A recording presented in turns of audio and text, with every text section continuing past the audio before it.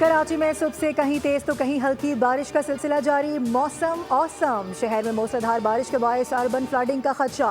हैदराबाद समेत सिंध के मुख्तलिफ इलाकों में भी बारिश। मगरबी हवाओं के जेर असर कराची में 29 जून तक बारिशों का सिलसिला जारी रहेगा। मानसून बारिशों का दूसरा स्पेल 5 जुलाई से मुल्क के मुख्तलिफ हिस्सों पर असरअंदाज होने का इम्कान है। जुड़वा शहरों में हल्की और अटक में मूसलाधार बारिश। जिला इंतजामिया ने नशेबी इलाकों में अलर्ट जारी कर दिया। आवाम से एहतियात इख्तियार करने का मशवरा। गिलगित में ग्लेशियर्स पिघलने से दरियाओं में दरमियाने दर्जे का सैलाब। नदी नालों में तुग़यानी।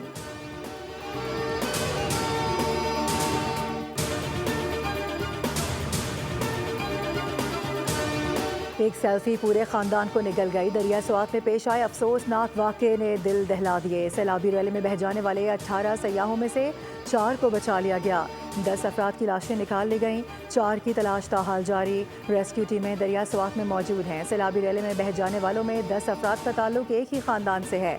दरिया स्वात के किनारे तमाम होटल्स और तफरीही सरगर्मियाँ बंद करके दफ़ा 144 नाफिज कर दी गई। वज़ीर आला खैबर पख्तूनख्वा यामीन गंडापुर की हिदायत पर फ्लड सेल भी कायम किया गया। एडिशनल डिप्टी कमिश्नर समेत 4 अफसरान को फौरी तौर पर मुअत्तल करके 2 रुकनी कमेटी तश्कील दे दी गई, जो 7 दिनों में अपनी इंक्वायरी रिपोर्ट सूबाई हुकूमत को पेश करेगी।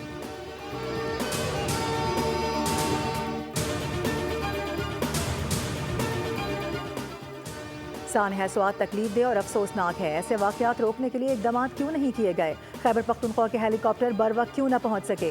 गुज़िश्ता 8 साल में दरिया स्वात के किनारे होटल किसकी पर्ची पर बनते रहे? वज़ीर इत्तलात पंजाब अज़मा बुखारी की न्यूज़ टॉक। KP हुकूमत से सवालात की बौछार कर दी। कहा कि NDMA ने सामान KP को दिया, आखिर वो कहाँ गया? कुदरती आफात पर सियासत नहीं होनी चाहिए। रेस्क्यू में सियासी बुनियादों पर भर्तियाँ की गईं। रेस्क्यू की गाड़ियाँ विफाक पर चढ़ाई के लिए इस्तेमाल की जाती हैं।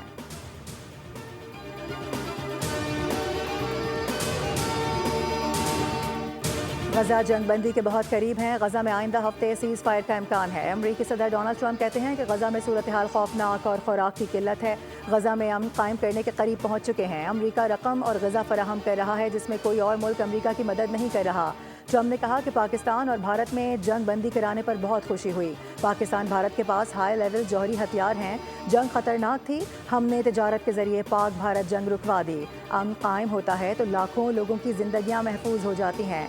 ईरान में अब कोई जौहरी हथियार नहीं है। ईरान ने एटमी हथियार के लिए यूरेनियम इनरिचमेंट की तो दोबारा हमला कर देंगे। मैं जानता था कि ईरानी सुप्रीम लीडर खामनाई कहाँ पनाह लिए हुए थे। मैंने ईरानी सुप्रीम लीडर को बचाया और उन्होंने मेरा शुक्रिया तक अदा नहीं किया।